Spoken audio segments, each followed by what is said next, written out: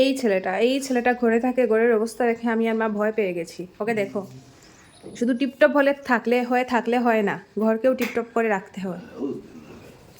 এইটাই জানো, শুধু শোয়াই জানো, বুঝতে পারলে? শুধু শোয়াই জানো। সো আজকে আমার আর মার অভিযান হলো যে ভাইয়ের এই রেন্টেড রুমটাকে ঘর বানানো। ঘর মানে যেই ঘরে মার ছোঁয়া থাকে। আমার ভাই জবের জন্য শিলচরে রেন্টেড রুমে থাকে। আমার আর মার ওর ঘরে আসা হয় না, এই প্রথমবার আমি আর মা ওর ঘরে আসলাম।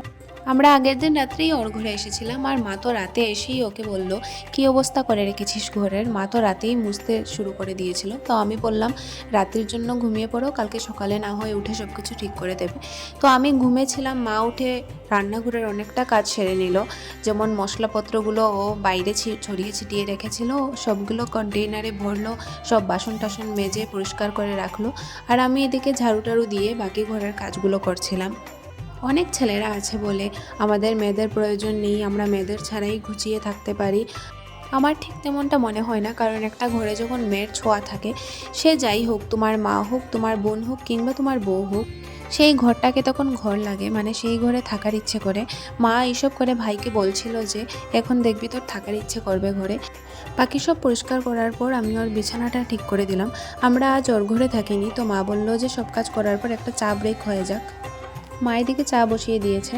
আর আমার সত্যি কথা বলতে ওর ঘরটা অনেক ভালো লেগেছে, কারণ আমি এভাবে খোলামেলা ঘর, যে ঘরে এরকম সানলাইট, ন্যাচারাল লাইট থাকে, আমি প্রচণ্ড ভালোবাসি এরকম ঘর।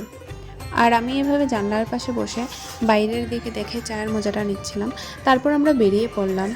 বেরোনোর আগে তোমাদেরকে ঘরের একটা আফটার লুক দেখিয়ে দিচ্ছি। আর আমি বিফোরের ভিডিও নিতে ভুলে গেছি, না হলে বুঝতে পারতে কী থেকে কী হয়েছে। আসার সময় দেখলাম জৈন ধর্মের মানুষের কোনো একটা উৎসব ছিল, আর ওরা প্রসেশন নিয়ে রাস্তায় বেরিয়েছে। অনেক সুন্দর লাগছিল দেখতে।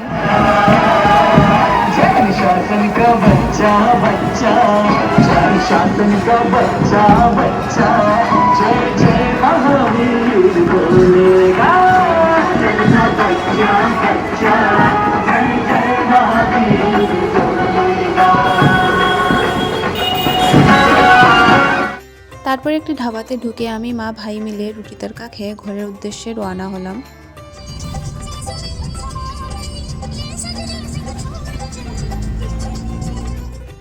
আজকের জন্য এতটুকুই, দেখা হচ্ছে কালকে অন্য কোনো ব্লগে। টাটা।